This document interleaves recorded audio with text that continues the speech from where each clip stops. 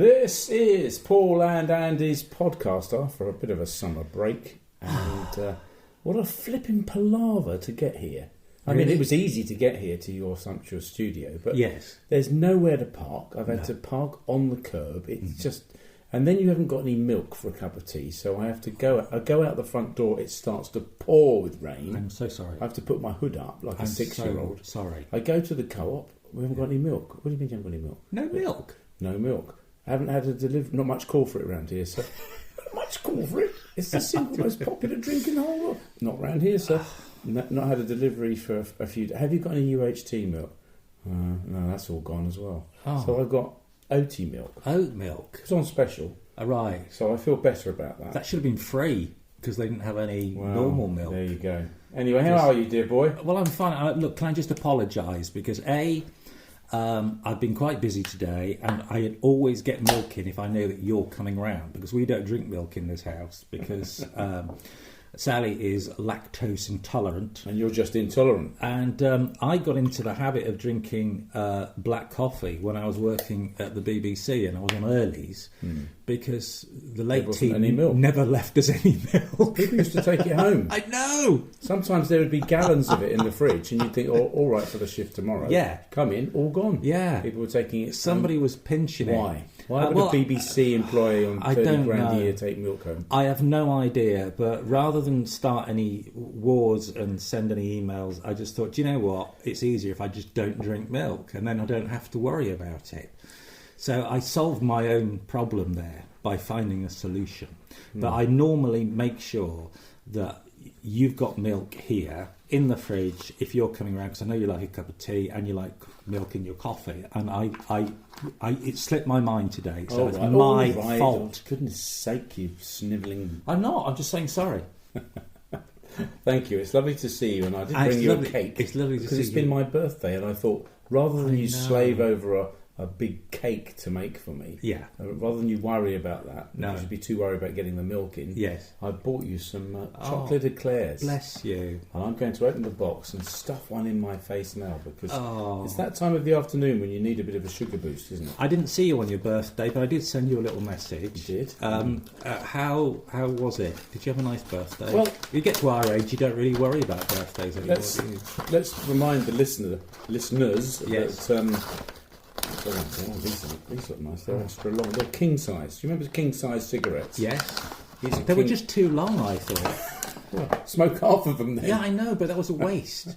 But king size cigarettes were too long, and the fun size, we used to call fun size ones. Do you remember the really short embassy ones? No. Well, I remember embassy. Yeah, they were too short, and the ones in the middle were just about right. But yeah, which were the ones in the middle then? Just normal cigarettes. Normal. Speaking as an ex-smoker, as an expert. Well, this is rather. But delicious. You don't see. I was thinking about this the other day. You don't see people smoking anymore.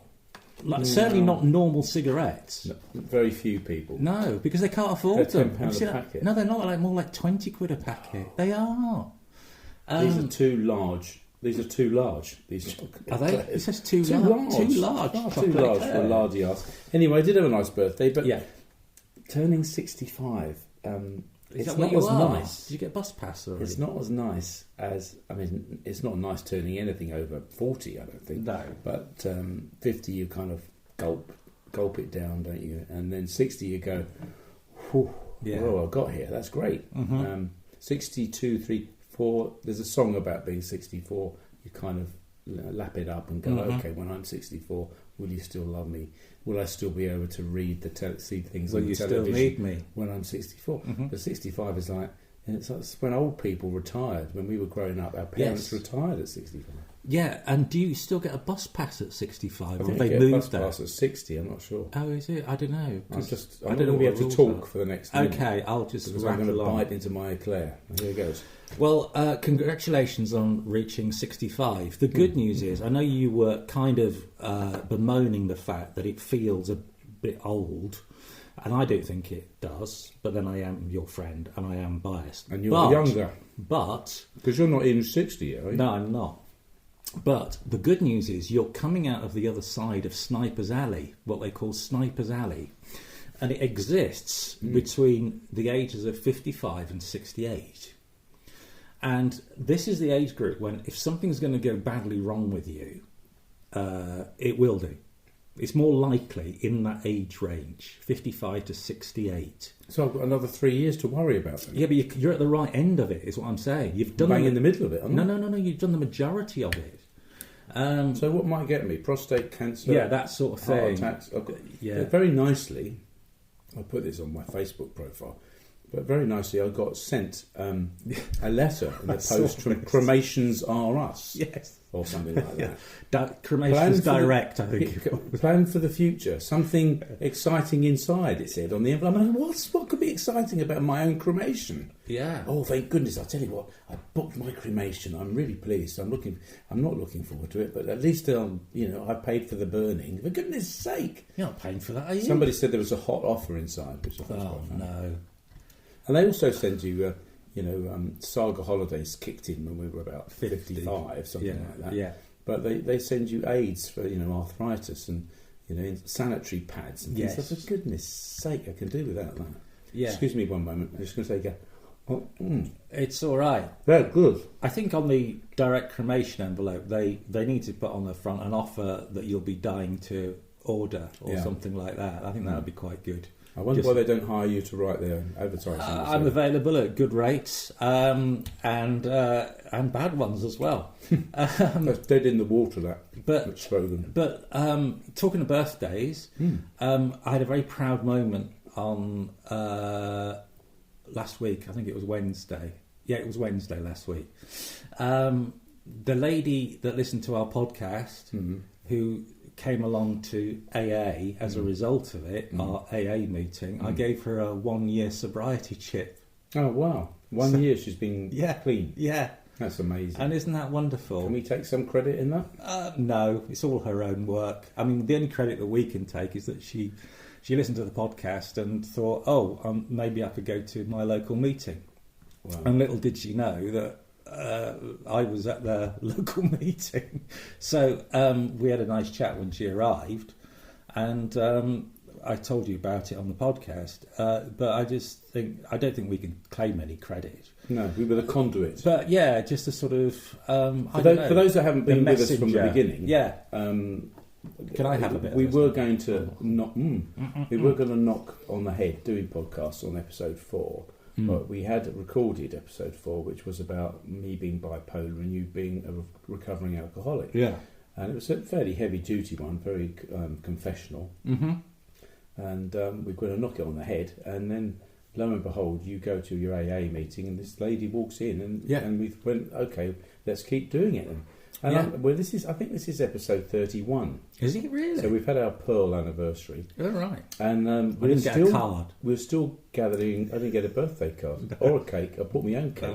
I'll have to make my own card from you. Dear Paul, happy birthday, love Andy, belatedly, with crayons. Anyway, so we are gathering listeners still by the 1 or 2 here and there. That's and all right. I went to a wake. I've been to a couple of funerals in the last week, and I went to a wake, and there was one of our listeners. She said, "I listened to you." Do you? I expressed surprise. She's a very small person. Right. She'd be listening to this because I said, "You better keep listening. I will name check you." And her name is Sean Fenton Jones. Oh. So double barreled. You can tell. Well, new money, I suspect. From Salcombe? I haven't taken a look at them. No, I don't think so. No. Fortunately, she's got a very good sense of humour. Oh, good. And so has FJ, as we call him. Right. He appears to have a very good sense of humour anyway. But she was very sheepish about the fact that she had to confess to having a private number plate. Right. And of course, we went to town on that, yes. And said that people should be tortured or something like that. I can't remember what it was. Or why do you have knob 1 on your number plate? You know? I don't think tortured. I just think not have a private number plate and give them money that you would have spent on a private number plate to charity. Well, I'm sure they're very generous, the Fenton Joneses. I'm sure they are. Sure they are. And if not, we've probably shamed them into it. So there we go. Anyway, Sean, David, welcome. I'm glad you're listening. Yes. Hello. Kurt got in touch and he said, I think your last podcast was a bit rambly. I think he meant you, obviously. And I said, well, we did bang off 3 in a row because we knew we weren't going to see each other over the summer. No. So we sat outside in the sunshine, and I think we drifted around a bit. Yes. And it was after lunch, wasn't it? Yeah. So sorry about that, Kurt. Trying to concentrate more. We do need a theme. I don't know what the theme is. No, neither do I, yeah. It's eating chocolate eclairs and finding it difficult to park at the moment. Well, yeah, and I think the theme should be today... we haven't seen each other all summer. You've been working all the time. I haven't really tried messaging you that often because I haven't wanted to bother you because I knew that you'd really organised your time quite well, even to the stage of reserving a certain day of the week so that you and your wife could spend some time together. And I think that's really admirable. So I didn't want to bother you because I knew that your time was precious, and I know you've got umpteen commitments outside work as well. So it's just really lovely to see you. Well, it's lovely to see you as well.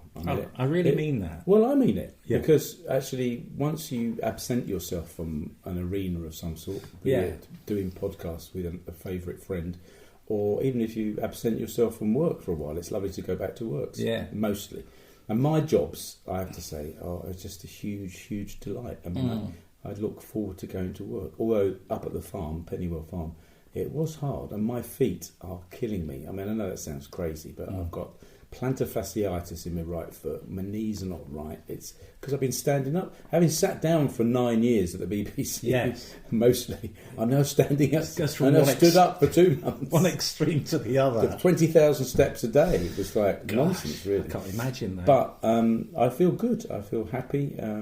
Big changes ahead. Big changes because we're saying goodbye to Georgie, our second-born daughter. She's off to Reading University. She's going to read ancient history, and she's going to read archaeology. So obviously she's used to living with relics. Yes. So that'll help her. I'm glad you got that info. Yeah. Well, I thought I would. And if you've ever seen her peel a carrot. Yes. You'll know that she's ideal for archaeology because I'm a bit in the kitchen if you're my sous chef. Okay, could you peel the carrots? And I expect to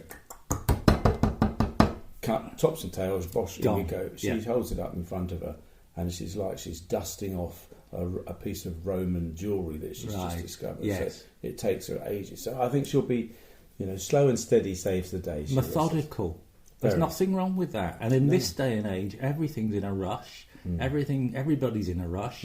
Every company wants everything done yesterday. Every person, every manager, wants this done yesterday as well. So everybody's chasing their tail. Are you speaking from experience? No, it's just the impression I get of life. But I hope your daughter has a great time at Reading. And but we'll be empty nesters, so yes, you will. You'll have more time on your hands. You'll have more time to argue. Is the way I? Only you have more time to see me. Well, I think more regularly. Yeah. Yes. I mean, it's a sort of fallow season. Yes. I will be doing Father Christmas. When I say doing Father Christmas, don't rephrase that. I will be playing the part of Father Christmas at a local farm, Pennywell Farm. Yes. And it seems to me that my brother may well be muscled in on the Father Christmas routine as well. You're joking. Seems like it. That's not right. The Double Take brothers, next door grottos. Is that going to be sibling rivalry? It's always been sibling rivalry. I know, but he's envious of the fact that I'm working on the South Sands Ferry, and he was envious that I was Father Christmas. And he's taken redundancy from the University of Marjon as an emeritus professor, I might add. Yeah. He's going to muscle it, and I'm very happy for him to be doing it. I think it'll be hugely fun. Now that doesn't start till mid-November, 20th of November. That's late for Christmas these days. It usually starts end of August. It doesn't August. start any earlier than that because it would bump into the pumpkin season over half term. Oh, right. So I might be driving a tractor at pumpkin time. So you might see more of me, but right. I've got a few bits and pieces scheduled in. It's the dilemma is, of course, now I'm 65. I'm 2 years off retirement, official retirement age, when I get the state pension, which is a bit of a, at least that that's money coming in, and you don't need to spend so much of your own. I suppose it is your own because you've invested in it, isn't it? So I now have to decide, or Helen and I have to decide, what we do. Are we going to do the same? I can't do the same amount of work as I did this summer. That would kill you. 6 days a week. That was silly. It wouldn't kill me, but it was just... No, but it will. I came in looking really tired because... Yes, you were. I was really tired. So what with you? What's new with you? What's new with me? Not a lot, really. You got new glasses? I have got new glasses. I treated myself because it was my birthday in August as well. Did I miss your birthday? Yes, but I'm not mentioning it. What day was it? Somebody, the 1st. Every year? Apparently the so, 1st of August? Yes. Okay. I don't make a big fuss about it. I never have. Until now? No, I'm not. I'm just saying you asked me where I got my glasses from, and I got them for my birthday.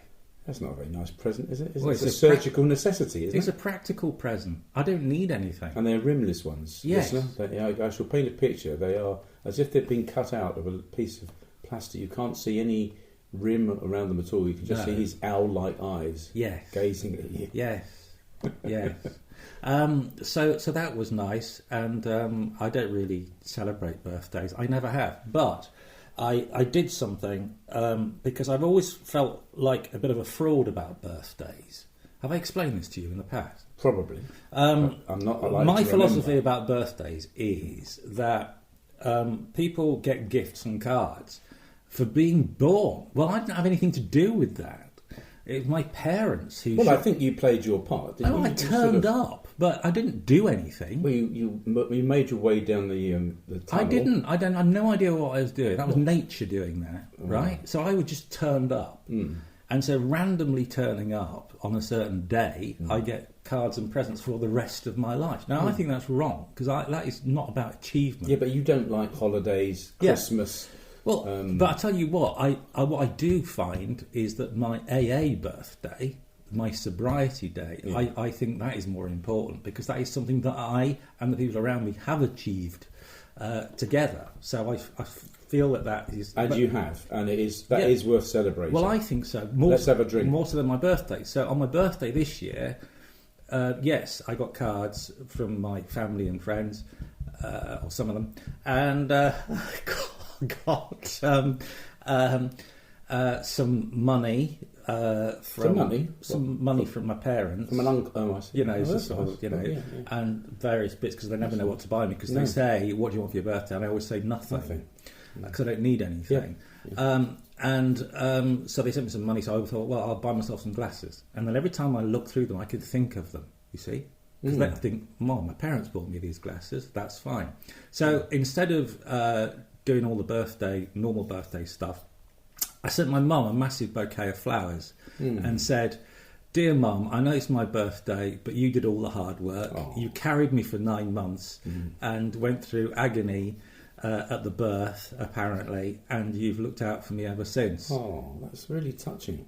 So I bet she cried when she read that. I don't know, but What did she say? Who is this? She rang me up and said, "Thank you, but it is your birthday." I said, "Yeah, I know, but I don't." That's really... a lovely thing to do. Andy. But it's true, though, isn't it? Yeah, I just think, Mother's Day my Mother's Day should be my birthday, because that's it's just saying thank you for bringing me into the world, effectively, which is what I think is the right way round. Yeah, it's touching. Yeah. But anyway, there we are. Do you want to know what I got for my birthday? Did you get... I've already alluded to the problems. A new pair of headphones? A virtual headset? No. I've alluded to it already, but what might, if you were my nearest and dearest, you might pick up on a new the problems that I've been having and how they might shut me up. I've got a device that straps on your knee that looks like a small crash helmet for a small monkey, and it straps on your knee. Yes. And it's an electronic device that massages your knee and beams things at it. Right. As recommended on KTEL, as recommended on the Tinternet. Researched by Mrs. Leather, who's an assiduous researcher. Yeah. Available from Temu. And it does soothe my knees. Whether it's in the long term going to help or not. So hang on a minute. I have not heard of this before. Well, right? I should have brought it, really. Yeah, you should. So it's a small device. Do you charge it up? Yes. Right. Otherwise, that's a really faff with extension leads, isn't it? Well, yes. Walking round, yes. Tripping up and everything like that. Yeah. And then you strap it on your knee, and it basically vibrates, sends and shock waves. Yeah. Infrared. Right, infrared. And that's to help the synovial fluid, presumably. It's to promote healing. In the cartilage and things. Yeah, everything. And has it worked? Well, it's difficult to tell because Is it working? You see, the problem is when to use it. Right. Because the obvious time to use it is at the end of the day when you're flopping in front of the telly, just kind of chilling and watching anything that's on. We are watching some quite nice things at the moment, some dramas and stuff. But if you're watching that, even with your sound bar on in surround sound, having somebody sit there, grumpy old man in the corner,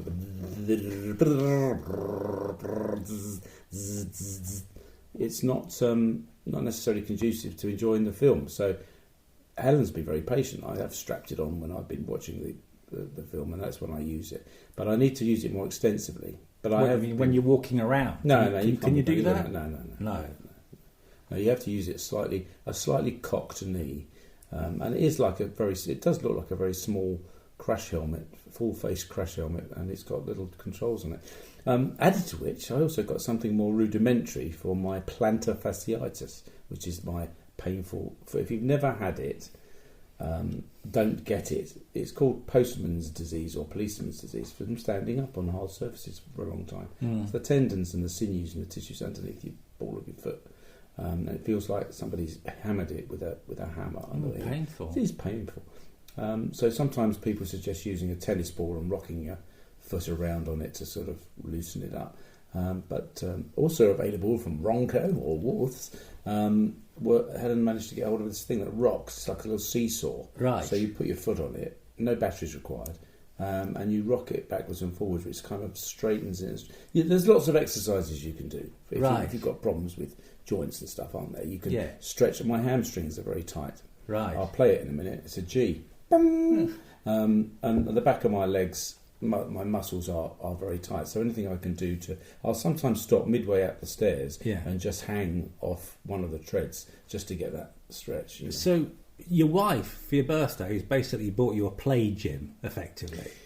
Well, or you could say surgical appliances to stop me moaning about the pain I'm in. Is she saving the handles to get in and out of the shower for Christmas? Not yet, but we're thinking about handrails or a stair lift. Or a walk-in bath. How do walk-in baths work? I don't know, because presumably must you've got to wait It till must all be the a water... watertight door. Yeah, it is. Don't open the door! Don't open it. But presumably you've got to sit there while the thing drains before you get out. I don't know. Do you know, when did you last have a bath? I'm not being rude. No, I haven't. I've had one bath in this house, and we've lived here for 3 years. We look forward to going to hotels that have baths, because you can have a bath as a novelty. But we just have showers. And there's added thing that you're using somebody else's heating. And using hot water. Soap. Hot water. Do you come away from hotels? You run it really high thinking, I'm not paying for this. Do you walk away with the little soaps and the shampoos? Always, because they're handy to take on holiday. The sachets of coffee? Yeah. And the milks? No, not so the milk. Because you don't like milk. It's a pity you didn't walk away with a few of those milks. I should have done, yeah. Next time. At least I'd have a sachet of milk instead of having to get a carton of oaty milk. Yeah. Which I have to say is the barista edition. It's actually quite nice. Is it all right? Yeah. All right, okay. I've never milked an oat, so I don't know how you do that. Yeah, there's all sorts of things going on. Carefully, I would suggest. Yeah, absolutely. So I just want to come back to this device for your knee. Is it just for knees, or can you strap it out somewhere else? Well, there's a very embarrassing pause there, isn't there? Where I think, where should we go with this? I dare say you could experiment strapping it to other parts of your body. But, well, I don't know whether one needs to or not. I don't know. I was just thinking that's all. No, it's knee shaped. Right. I did try putting it on my foot. Right. But it wasn't, because it's a curved sort of knee shaped thing. There wasn't really a way of. Okay. But I could try yes. that. But, okay. I've got various other accoutrements. I could open a little museum. In fact, if they found me dead buried in the house in the years to come, they'd say he was buried with all this stuff that looked like torture, but I assume it's to make him feel better. Yes. Like Egyptians are buried in tombs. It must have been a pharaoh. Yeah. But I suppose the good news is all these ailments means that your wife's never stuck for a present to buy you. Well, that's true. This is good. There's always a bright side. I did get some chocolates from George. Oh, that's nice. Some very nice truffles. Yeah, I did enjoy them. Oh, that's good. Backtracking to sobriety. Yes, I have had the good fortune to see Richard Longboy. Oh, yes. Who wants us to go over and sit in his garden. Actually, the last time I saw him, he was in a bit of a foul mood, but he then sent me a little video saying, "I'm sorry, Paul, I love you," which was nice because you know he doesn't mean it in a strange way. No. He means it in a brotherly way. And he's done wonders in his garden. He's got lots of lovely plants, and it was, I can't remember how many days. How many days is it, Richard? You'll tell me. But it was. He's getting there. He's not at the year yet, I don't think. Nearly, but he's not far off. 9 or 10 months in. You know, he's still counting the days. Yeah. So so we must hook up with him. Another outside broadcast coming on. Yeah, that'd be good, wouldn't we it? Need to do that. But well done, Rich, if you're listening. Yeah, well done, Rich. All kinds of people listen. And you think, well, haven't you got anything better to do? I mean, it's really quite strange. But I suppose we muse about this quite a lot, don't we? We do. But if you think about what you enjoy listening to. I listen to all sorts. I don't listen to radio. I don't listen to much at all at the moment. In fact, the news is so absolutely appallingly dreary. Yeah.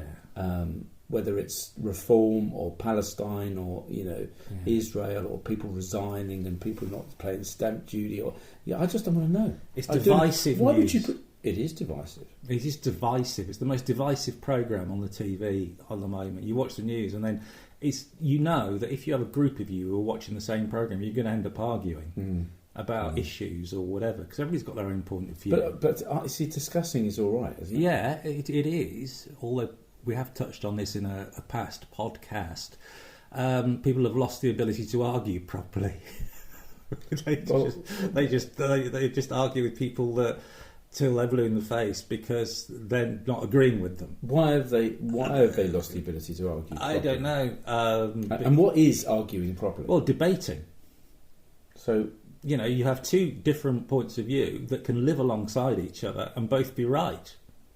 But they can't, can they? They can. Because they're murdering people.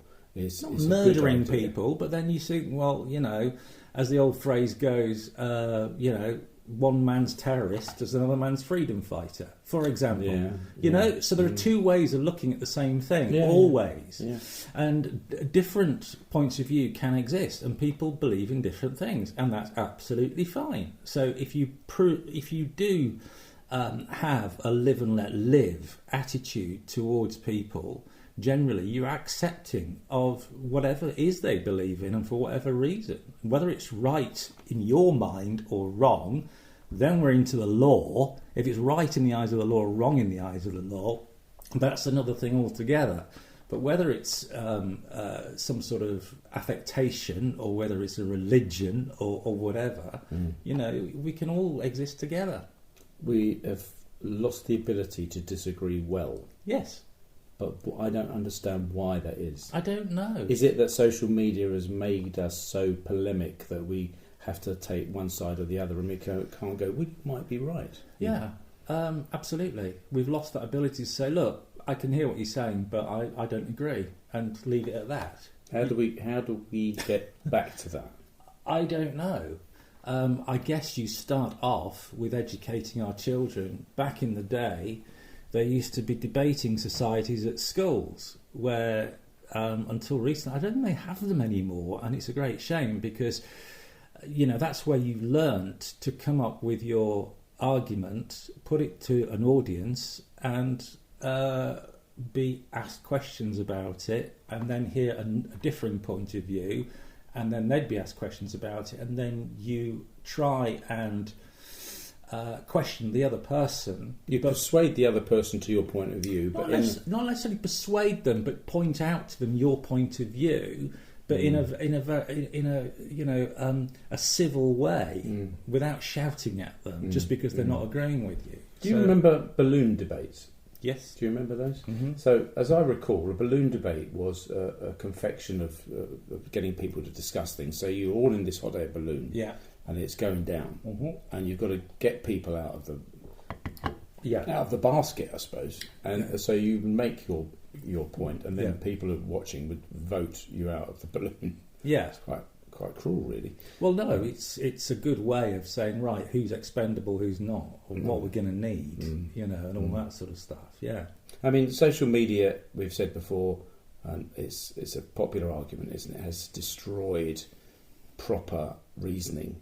And the thing that worries me, and the thing why I can't even trust the BBC anymore, I don't feel, is because what is true anymore? Exactly. When you're seeing, I mean, I saw a lovely, is it a meme or a GIF or one of those AI animated things of all the world leaders. Yeah. And they were dancing. Yeah. And it looked like they were really dancing. You couldn't see the joins between the heads and the bodies. No, it's just an AI It creation. was so good. And at the end of it, I thought, what a bloody shame that we can't get them all together.